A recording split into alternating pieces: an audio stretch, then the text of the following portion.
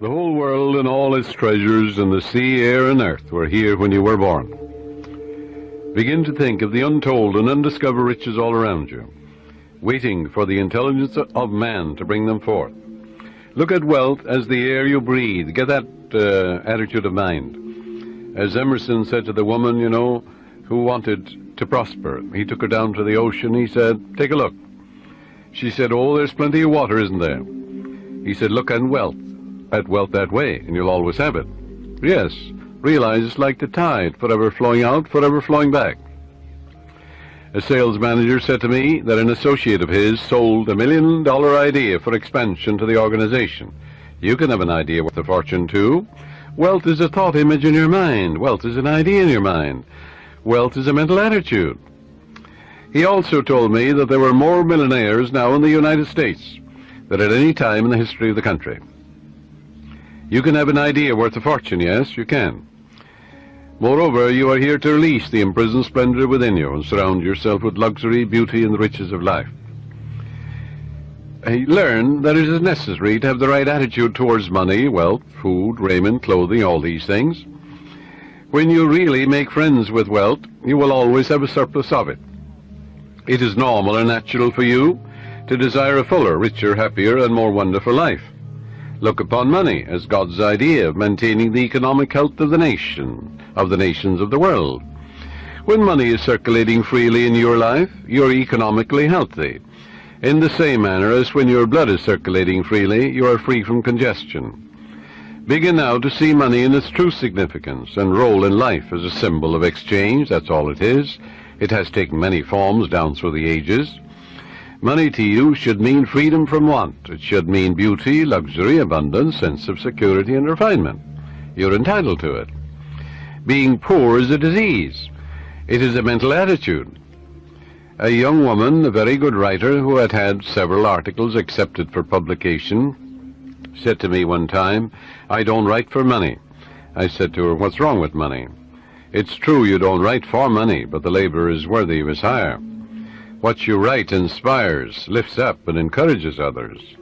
When you adopt the right attitude, financial compensation will automatically come to you freely and copiously." She actually disliked money. Once she referred to money as filthy lucre.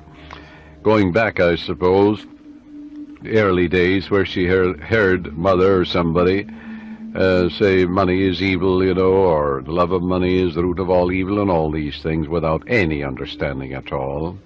It's a rank superstition to say money is evil or filthy lucre. This woman had a subconscious pattern that there was some virtue in poverty. There isn't. It's a sickness, a disease. I explained to her that there was no evil in the universe, and that good and evil were in the thoughts and motivations of men. All evil comes from misinterpretations of life and misuse of the laws of mind. In other words, the only evil is ignorance, and the only consequence is suffering. It would be foolish to pronounce uranium, silver, lead, copper, iron, cobalt, nickel, calcium, or a dollar bill evil. How absurd, grotesque, and stupid that is. The only difference between one metal and another is the number and rate of motions of electrons revolving around a central nucleus. A piece of paper such as a $100 bill is innocuous, and the only difference between it and a copper or lead is that the atoms and molecules with their electrons and protons are arranged differently for the physical evidences of money. Here's a simple technique she practiced which multiplied wealth in her experience. My writings go forth to bless, heal, inspire, elevate, and dignify the minds and hearts of men and women. And I am divinely compensated in a wonderful way. I look upon money as divine substance, for everything is made from the one spirit. I know matter and spirit are one. Money is constantly circulating in my life, and I use it wisely and constructively. Money flows to me freely, joyously, and endlessly. Money is an idea in the mind of God. It is good and very good. That's a wonderful prayer. It eradicates that superstitious nonsense about money being evil and things of that nature, or there's some virtue in poverty, or the Lord loves the poor. All of that is rank superstition. It is frightful ignorance, that's all it is. This young lady's changed attitude towards money has worked wonders in her life. It'll work wonders in your life too. And she has completely eradicated that strange, superstitious belief that money was filthy lucre. She realized that her silent condemnation of money caused money to fly from her instead of to her. Her income has tripled in 3 months, which was just the beginning of her financial prosperity. Some years ago, I talked with a clergyman who had a very good following. He had an excellent knowledge of the laws of mind and was able to impart this knowledge to others. But he could never make ends meet.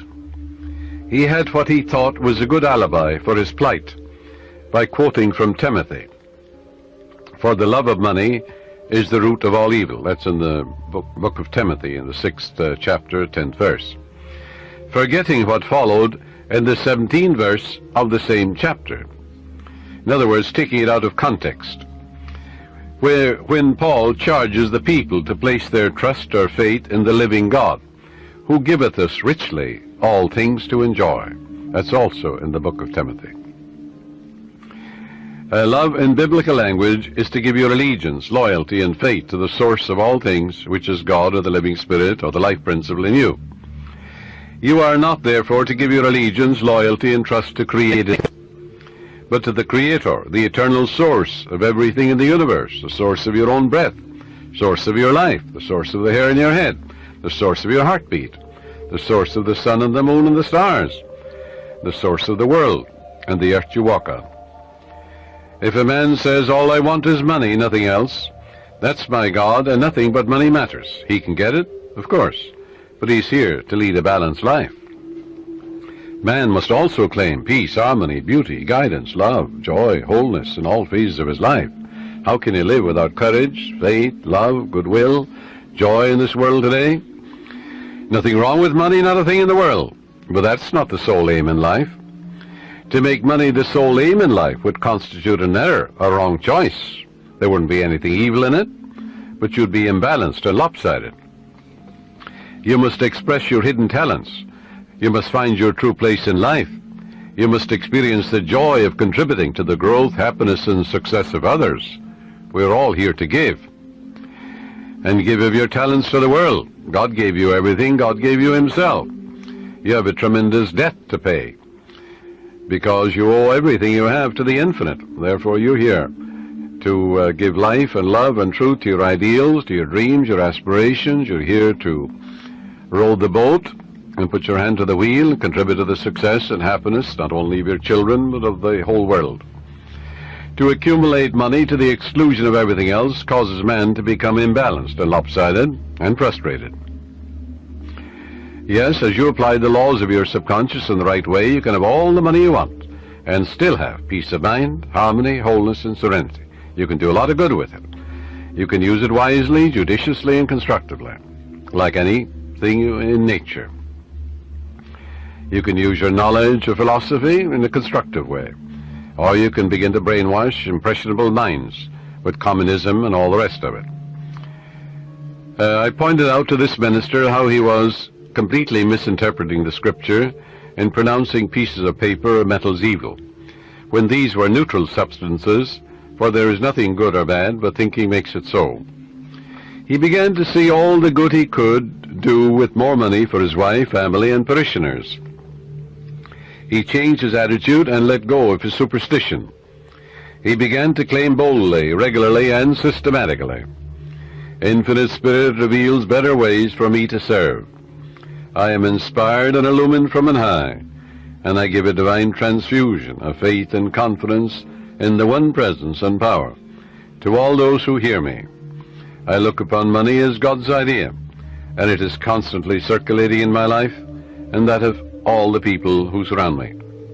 We use it wisely, judiciously, and constructively under God's guidance and God's wisdom." This young clergyman made a habit of this prayer, knowing that it would activate the powers of his subconscious mind. Today he has a beautiful church which he wanted. The people built it for him. He has a radio program and has all the money he needs for his personal, worldly, and cultural needs. I can assure you he no longer criticizes money. If you do, it'll fly away from you. because you're condemning that which you're praying for. Now, follow this technique which I'm going to outline for you, and you'll never want for wealth all the days of your life, for it is the master key to wealth. The first step is to reason it out in your mind that God, or the life principle, or the living spirit, is the source of the universe, the galaxies in space, and everything you see. Whether you look at the stars in the sky, the mountains, the lakes, the deposits in the earth and the sea, or all animals and plants. The life principle gave birth to you, and all the powers, qualities, and attributes of God are within you. Come to a simple conclusion, that everything you see and are aware of came out of the invisible mind of the infinite, or the life principle. And that everything that man has invented, created, or made came out of the invisible mind of man. And the mind of man and the mind of God are one, for there's only one mind. That mind is common to all individual men. Everyone is an inlet and an outlet to all that is. Come now to a clear-cut decision that God is the source of your supply of energy, vitality, health, creative ideas, the source of the sun, the air you breathe, the apple you eat, and the money in your pocket. For everything is made inside and out of the invisible. It is as easy for God to become wealth in your life as it is to become a blade of grass or a crystal of snow. The second step, decide now to engrave in your subconscious mind the idea of wealth. Ideas are conveyed to the subconscious by repetition, faith, and expectancy. By repeating a thought pattern or an act over and over again, it becomes automatic, and your subconscious being compulsive, you will be compelled to express wealth. The pattern is the same as learning to walk, swim, play the piano, type, or drive a car. You must believe in what you're affirming. It's not mumbo-jumbo, it's not idle affirmations. You must believe in what you're affirming, like you believe that when you put seeds in the ground, they grow after their kind. And the seeds are thoughts deposited in your own subconscious mind. Realize that what you are affirming is like the apple seeds you deposit in the ground, and they grow after their kind. You can imagine the seeds going from your conscious to your subconscious mind and being reproduced on the screen of space. By watering and fertilizing these seeds, you accelerate their growth. Know what you are doing and why you are doing it. You're writing it with your conscious pen in your subconscious mind. Because you know, wealth is walk down the street and you see it. Can you count the flowers along the road as you drive? Can you count the sands on the seashore? Can you count the stars in the sky? Can you count the wealth that you're walking on? Yes, underneath you. Maybe oil, gold, silver, uranium. Do you ever think of the riches of the sea, the soil, the air? So third step is repeat the following affirmation for about 5 minutes, night and morning. I am now writing in my subconscious mind the idea of God's wealth. God is the source of my supply, and I know God is the life principle within me, and I know I'm alive. And all my needs are met at every moment of time and point of space. God's wealth flows freely, joyously, and ceaselessly into my experience, and I give thanks for God's riches forever circulating in my experience. Step 4. When thoughts of lack come to you, such as, I can't afford that trip, or I can't meet that note in the bank, or I can't pay that bill, never, never finish a negative statement about finances. This is mandatory. Reverse it immediately in your mind by affirming, God is my instant and everlasting supply, and that bill is paid in divine order.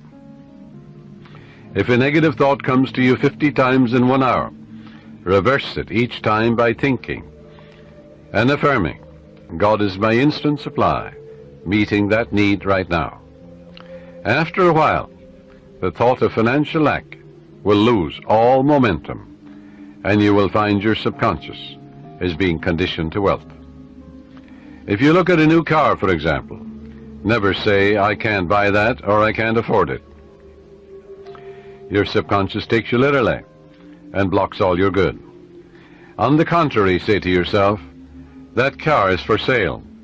It is a divine idea, and I accept it in divine order through divine love. This is the master key to wealth.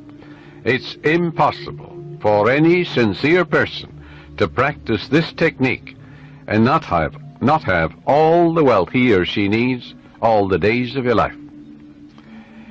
So follow it, and you're setting the law of opulence in operation. It will work for you as well as for anybody else. The law of mind is no respecter of persons. Your thoughts make you wealthy or poor. Choose the riches of life, right here and right now. A sales manager sent me one of his men for counseling. This salesman was a brilliant college graduate. He knew his products very well. He was in a lucrative territory, but was making only $5,000 annually in commissions. The sales manager felt he should double or at least triple it. In talking to the young man, I found he was down on himself. He had developed a subconscious pattern or self-image of $5,000 a year. In other words, that's all I'm worth.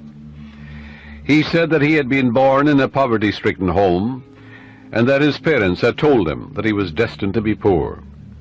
His stepfather had always told him, "You'll never amount to anything. You're dumb, you're stupid."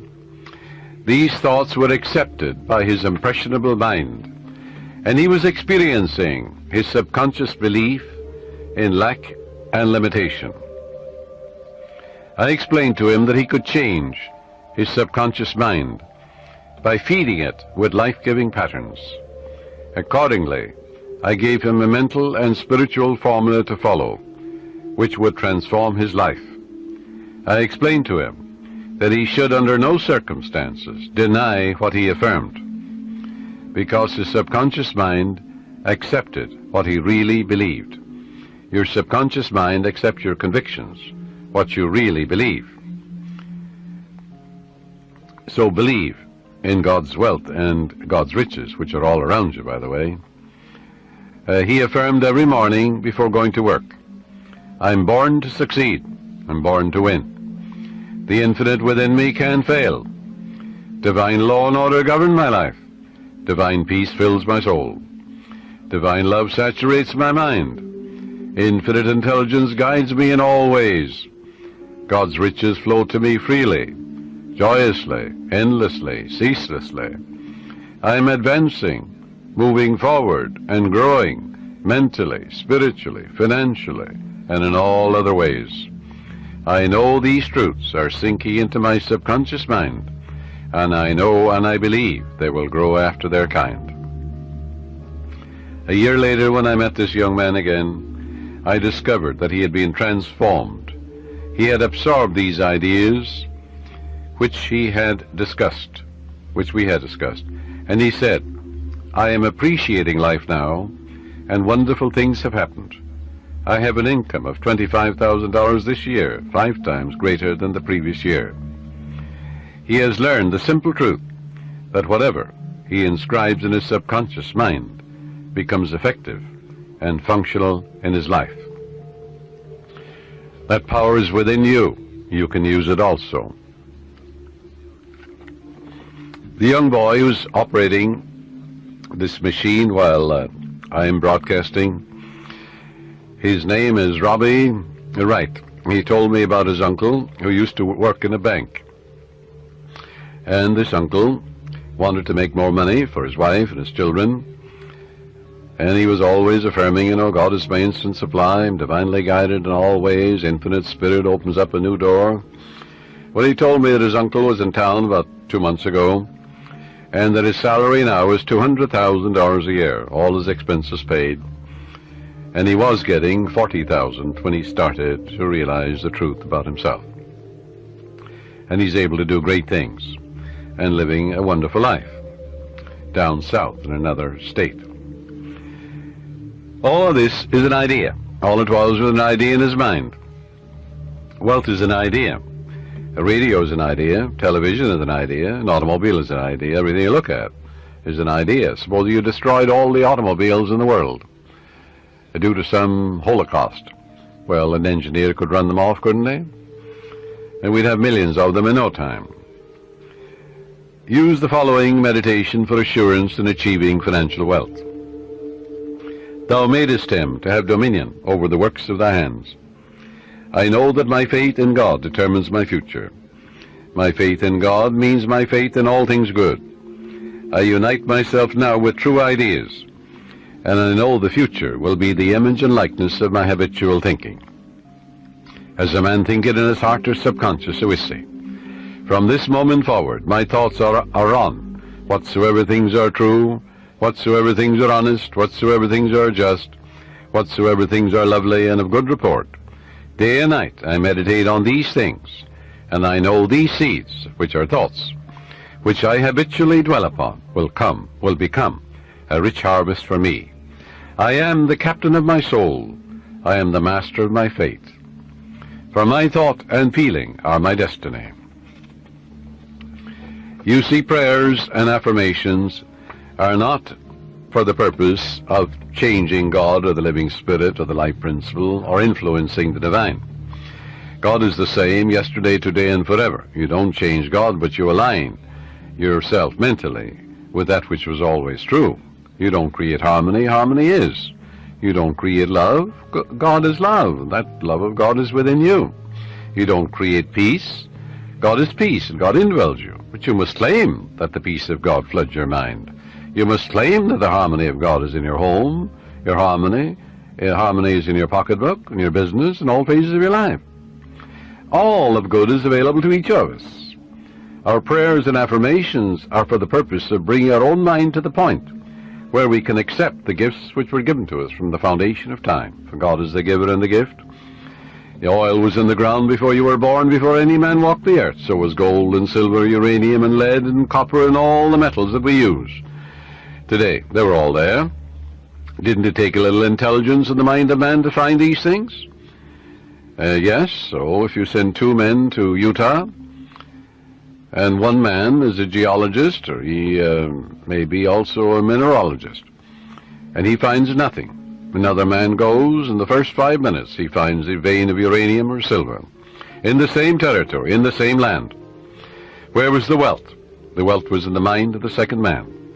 He believed in a guiding principle. The other fellow found nothing. He was walking on it. So there is a guiding principle that will lead you. That's what led men to find gold and silver and oil and lead and all these things. We don't need to work on conditions. We need only to work on ourselves. The only place we can cure our lack and limitation is in our own mind. Be transformed by the renewal of your mind.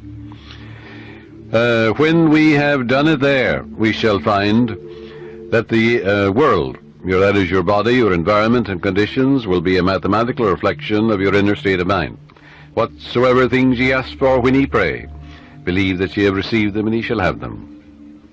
That is the basis of all successful prayer, whether for the healing of our bodies, for prosperity, success, for achievement, or for material benefits. Once you convince your deeper mind that you have the thing you want, it will proceed immediately to bring it to pass. You might say to me, how can I convince my deeper mind, my subconscious, that I have riches, or any other good thing, when my common sense tells me that bills are piling up, creditors are after me, the bank is calling up to pay for the mortgage, and for the money I owe, and so on. You can't. If you keep thinking about debts and obligations and how much you owe, you'll only magnify your misery. But here is a truth about the laws of your mind. Your deeper mind accepts as a fact whatever you repeat to it in convincing tones, often enough, just the same as you learn to walk. You had a thought pattern, an act, whether it's swimming or walking or playing tennis or golf, and you repeat it over and over again. You knew what you were doing and why you were doing it. You wanted to learn to walk, you wanted to learn to dance, you wanted to learn to swim. So finally your subconscious assimilated the pattern, didn't it? And then you swim automatically and you walk automatically. The same procedure in praying for wealth or anything else. Once your subconscious accepts the statement as a fact, it proceeds to do everything possible to bring riches to you. Now that's the whole purpose of affirmations, so that you convince yourself of the truth of that which you affirm. Then your deeper mind will bring these things to pass. Many men say to me, I got an affirmation from someone, and it said, I am rich and prosperous now, I am successful, and I'm very wealthy. That affirmation, he said, succeeded in making me much more aware of my need, because, you see, he believed more in poverty and lack than he did in the riches all around him. So I explained to him, I said, you must turn away from that pattern and come back, change your belief. Your subconscious accepts what you believe. I said, look around you, realize that God created you and the whole world. It's an invisible spirit within you. Everything is made inside and out of it. It started your heartbeat. It's the air you breathe, the water you drink, it's the fruit that you eat. And therefore turn away and turn within and change that and say, I recognize the eternal source of my supply. God is the source of my supply. All my needs, spiritual, mental, material, are met at every moment of time and point of space. And God's wealth is circulating in my life, and there's always a surplus. So by day and by night I'm advancing, moving forward and growing, spiritually, mentally, materially, financially, intellectually, and every way. And all things be ready if the mind be so. It is done unto me as I believe. And before they call I will answer, while they're yet speaking I will hear. Oh, how I love thy law.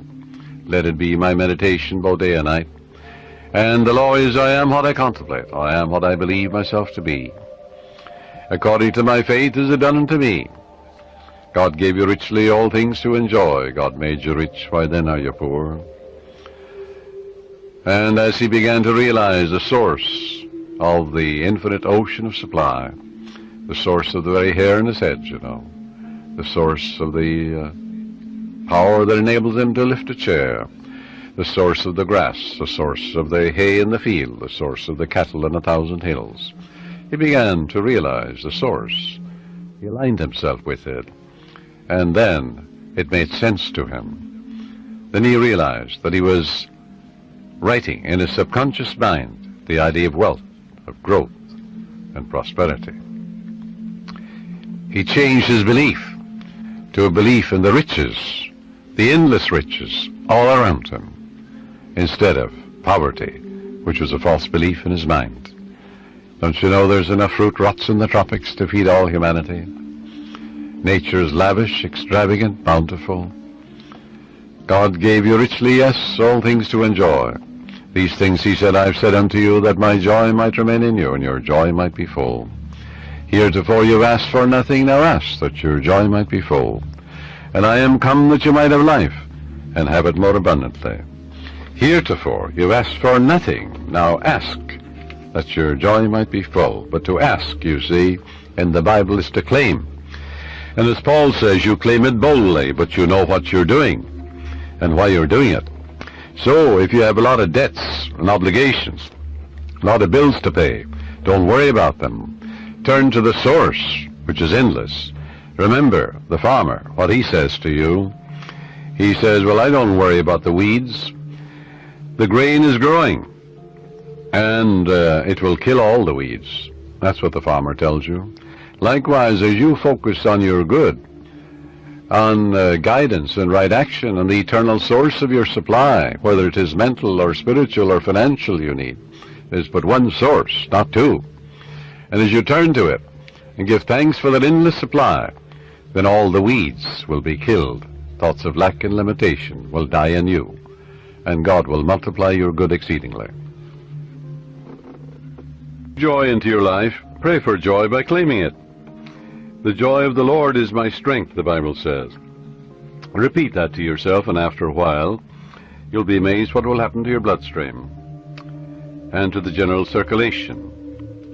Don't keep analyzing it or gritting your teeth about it. Just know that joy is the elan of life, the expression of life. Don't work like a horse at it. Use no willpower, no muscle power, no blood vessel power is involved in this mental and spiritual therapeutic technique.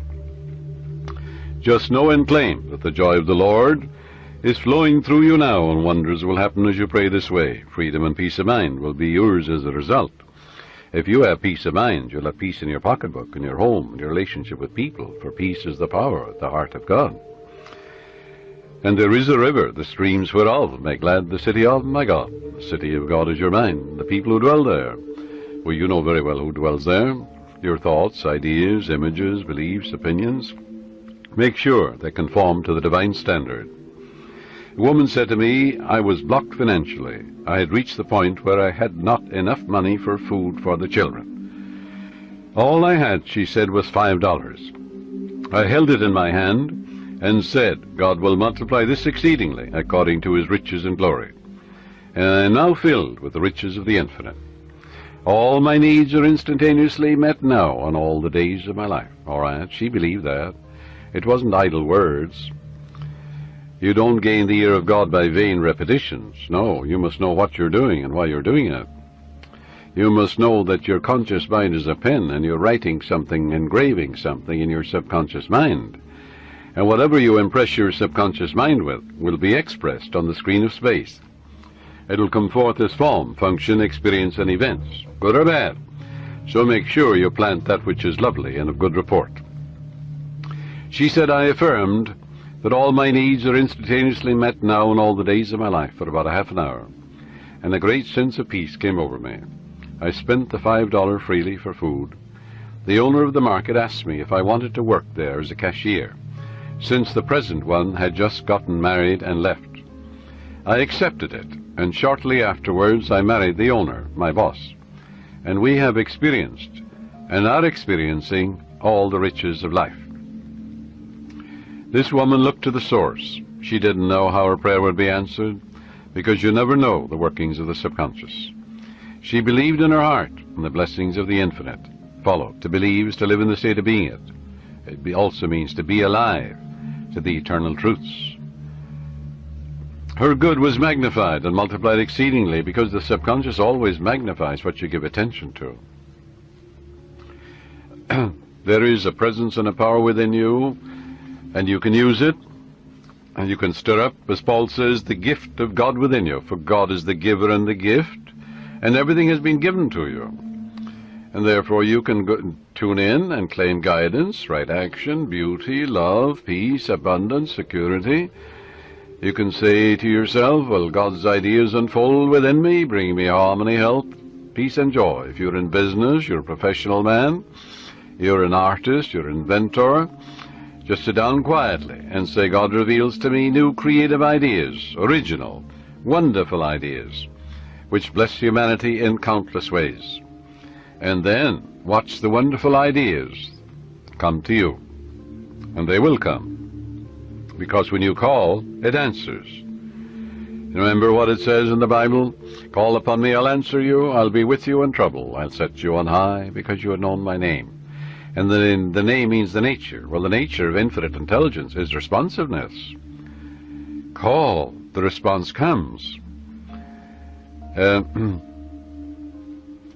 Constantly affirm, feel and believe that God multiplies your good exceedingly, and you will be enriched every moment of the day, spiritually, mentally, intellectually, financially, and socially, for there's no end to the glory of man for his daily living. Watch the wonders that will happen as you impress these truths in your subconscious mind. As you listen to this tape, this cassette, let these truths sink into your subconscious, and they will, and they are. And you're engraving them. And the more often you do this, well, the quicker you will impregnate your deeper mind. You'll experience a glorious future in a financial way, in every way, too. Watch your thoughts. Never talk about economic lack and limitation. Never talk about being poor or in want. It is very foolish to talk to your neighbors or relatives about hard times, financial problems, and like matters. Count your blessings. Begin to think prosperous thoughts. Talk about the divine riches present everywhere. Realize that the feeling of wealth produces wealth. When you talk about not having enough to go around, and how little you have, and how you must cut corners and eat the cheapest meat, these thoughts are creative. and you are only impoverishing yourself. Use the money you now have freely. Release it with joy, and realize that God's wealth flows to you in avalanches of abundance. Look up to the source. As you turn to the divine presence within you, the response will come. It is written, He careth for you. You will find neighbors, strangers, associates adding to your good, and also to your supply of material things. Make it a practice to pray for divine guidance in all your ways, and believe that God, or the Supreme Intelligence, is supplying all your needs according to His riches and glory. Claim it boldly. Come boldly to the throne of grace, Paul says. And grace, when it's removed from its mystique, is simply the mathematical, orderly reflection of your habitual thinking and imagery. In other words, there's supreme intelligence that responds to your conscious thinking and imagery. Pray for divine guidance, therefore, in all your ways. As you make a habit of this attitude of mind, you will find the invisible law of opulence can and will produce visible riches for you. Recently, a doctor told me that her constant prayer was as follows: I live in the joyous expectancy of the best, and invariably the best comes to me. My favorite Bible verse, she said, with which I saturate my mind is, He giveth to all life and breath and all things. That's from the book of Acts, 17th chapter, 25th verse. She has learned that she is not dependent on people for joy, health, success, and happiness or peace of mind. She looks to the living Spirit Almighty within her for promotion, achievement, wealth, success, and happiness. Whosoever trusteth in the Lord, happy is he. That's from the book of Proverbs, 16th chapter, 20th verse. Contemplate promotion, success, achievement, illumination, and inspiration, and the Spirit of the Almighty will move in your behalf, compelling you to express fully what you meditate on. Let go now and permit the infinite riches of the Infinite One to open up new doors for you. Let wonders happen in your life. In prayer therapy, avoid struggle and strain. Don't try and force things. How could you add power to omnipotence? Can you make a seed grow? You can't. Plant it in the ground. It will grow. The oak is in the acorn. The apple is in the apple seed. The archetype or pattern is there, but you must deposit it in the soil, where it dies, undergoes dissolution, bequeaths its energy to another form of itself. Spiritual-minded man, he looks at an acorn, he sees a forest, you know. Yes, that's the way your subconscious works. It magnifies your good exceedingly. So avoid strain, since this attitude is indicative of your unbelief. If you're worrying and fearful and anxious, well, that inhibits your good. That brings about blocks and delays and impediments in your life. What does fear do? That which I greatly feared has come upon me. Reverse it. That which I greatly love comes into my experience. Love is emotional attachment. In your subconscious is all the wisdom and power necessary to solve any problem. Your conscious mind is prone to look at external conditions and tends continually to struggle and to resist. Remember, however, it is the quiet mind that gets things done. Quiet your body periodically. Tell it to be still and relax. It has to obey you. Your body moves as moved upon. Your body acts as acted upon. Your body has no self-conscious intelligence, no volition, no will. It moves as moved upon. You can play a melody of God on your body. When your conscious mind is quiet and receptive, the wisdom of your subconscious rises to the surface mind, and you receive your solution. A beauty parlor operator told me that the secret of her success was that every morning prior to opening her beauty salon, she had a quiet period in which she affirms, God's peace fills my soul, and God's love saturates my whole being. God guides, prospers, and inspires me. I am illumined from on high, and His healing love flows from me to all my clients. Divine love comes in my door. Divine love goes out of my door. All those who come into my salon are blessed, healed, and inspired. The infinite healing presence saturates the whole place. This is the day the Lord hath made, and I rejoice and give thanks for the countless blessings which come to my clients and to myself. She had this prayer written out on a card and reiterates these truths every morning. At night she gives thanks for all her clients, claiming that they are guided, prospered, happy, and harmonious, and that God and His love flow through each one, filling up all the empty vessels in her life. She stated to me that following this prayer technique pattern, at the end of 3 months she had far more clients than she could handle, had to hire 3 additional operators. She had discovered the riches of effective prayer and is prospering beyond her fondest dreams. The sales manager told me that he had been fired because of excessive drinking on the job and because of being involved with one of the secretaries in the office. He was very distressed, dejected, and worried about his wife, his income, and his future. In talking with his wife later, I discovered that she was a chronic nagger and had tried unsuccessfully to dominate and control her husband. She was abnormally jealous and very possessive, and she clocked him in every evening, creating a scene if he were not home at a certain hour. He was emotionally and spiritually immature and did not handle the matter at all constructively.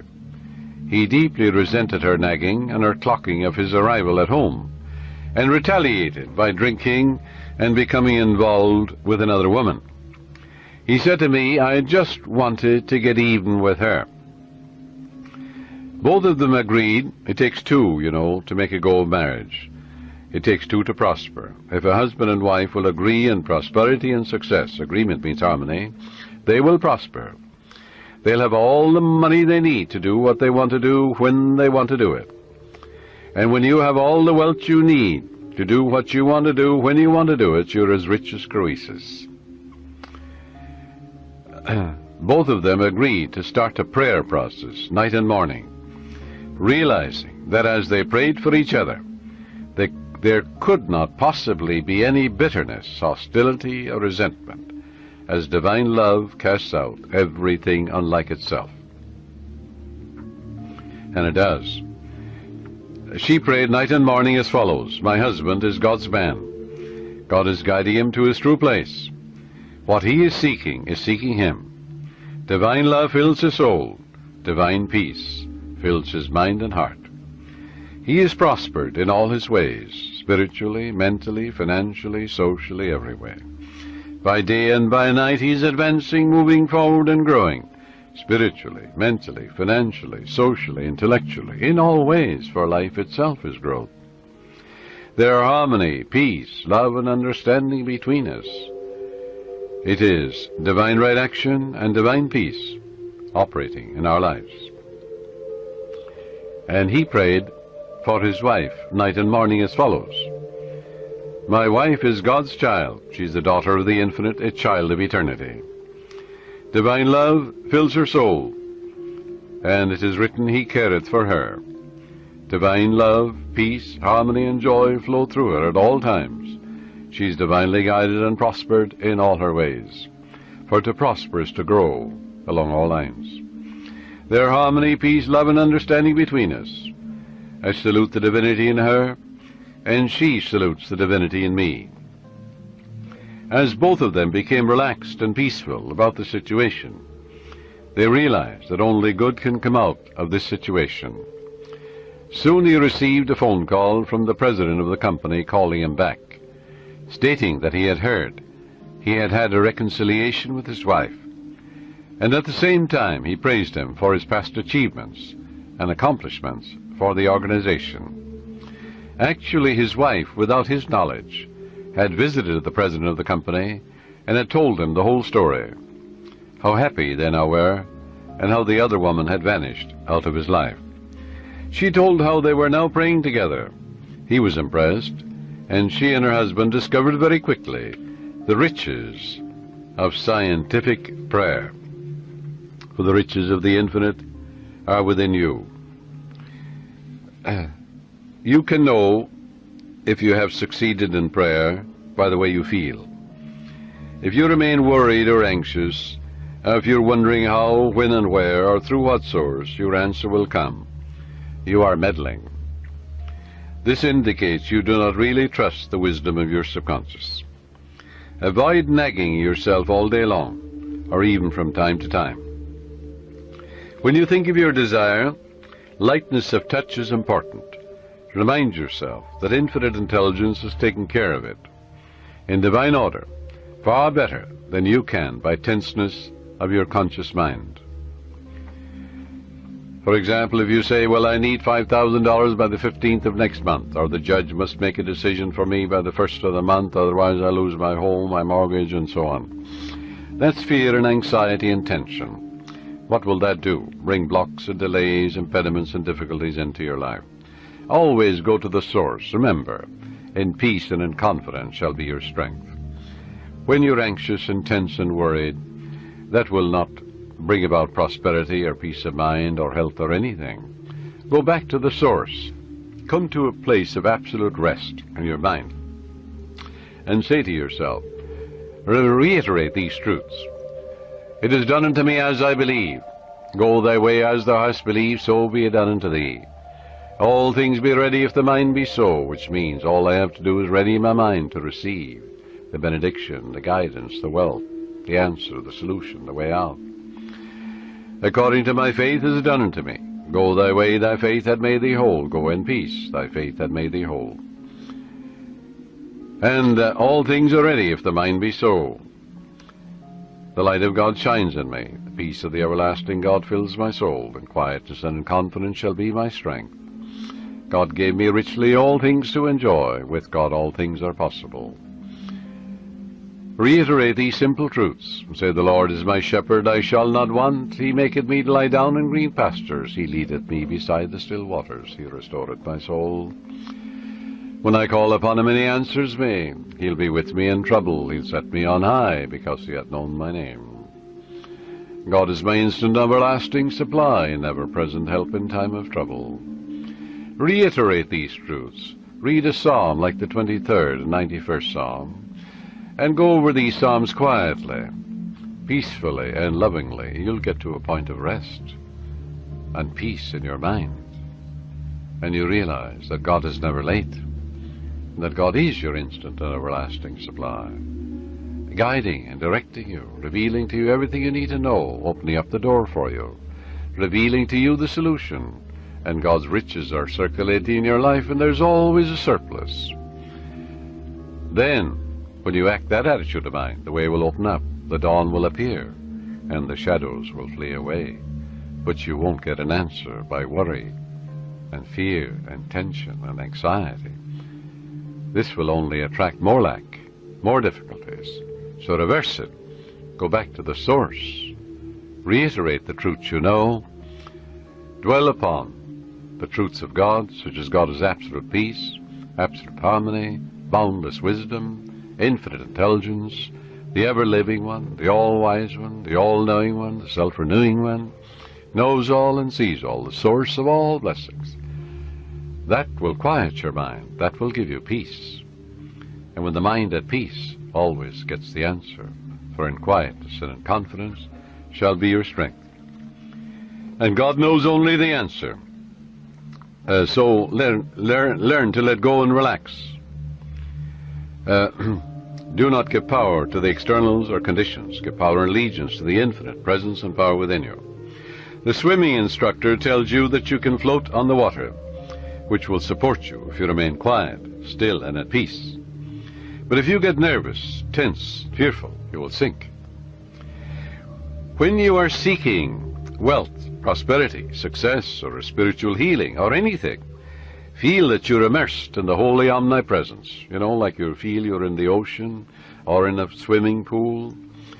and realize the golden river of life, love, truth, and beauty are flowing through you now, transforming your whole being into the pattern of harmony, love, peace, and abundance. Feel yourself swimming in the great ocean of life. That sense of oneness will restore you, for he restoreth my soul. The following meditation will bring many wonderful things into your life. Listen to it and say, these truths are sinking into my subconscious mind. I picture them going from my conscious to my subconscious, like seeds I'm depositing in the soil. I know that I mold, fashion, and create my own destiny. My fate is in the infinite being which created all things, and my faith in God is my fortune. This means an abiding faith in all things good. I live in the joyous expectancy of the best, and only the best comes to me. I know the harvest I will reap in the future, because all my thoughts are God's thoughts, and the power of God is with my thoughts of good. My thoughts are the seeds of goodness, truth, beauty, and abundance. I now place my thoughts of love, peace, joy, success, abundance, security, and goodwill in the garden of my mind. This is God's garden. The glory and beauty of God will be expressed in my life, and I will know it. My garden will yield an abundant harvest. From this moment forward, I express life, love, and truth. I am radiantly happy and prosperous in all my ways, and God multiplies my good exceedingly. To prosper means to succeed, to thrive, to turn out well. In other words, when you are prospering, you're expanding, growing spiritually, mentally, financially, socially, and intellectually. Never be envious or jealous of another person's wealth or promotion or their diamonds or jewels, for that would impoverish you. That would attract lack and limitation to you. Rejoice in their success, in their prosperity, in their wealth, and wish for them greater riches, because what you wish for the other, you're wishing for yourself, for you're the only thinker. What you think about the other, you're creating in your own mind and body and experience, and also your pocketbook. This is why you rejoice in the success and the prosperity and the millions that others have. In order to truly prosper, it is necessary that you become a channel through which the life principle flows freely, harmoniously, joyously, and lovingly. I suggest that you establish a definite method of working and thinking, that you practice it regularly and systematically every day. One young man who consulted me had experienced a poverty complex for many years, had received no answers to his prayer. He had prayed for prosperity, but the fear of poverty continuously weighed on his mind, and naturally he attracted more lack and limitation than prosperity. The subconscious mind accepts the dominant of two ideas. Change your mind from belief in poverty, but begin to believe in God's riches, which are all around you. Infinite riches. After talking with me, he began to realize that his thought image of wealth produces wealth, that every thought is creative, unless it is neutralized by a counter-thought of greater intensity.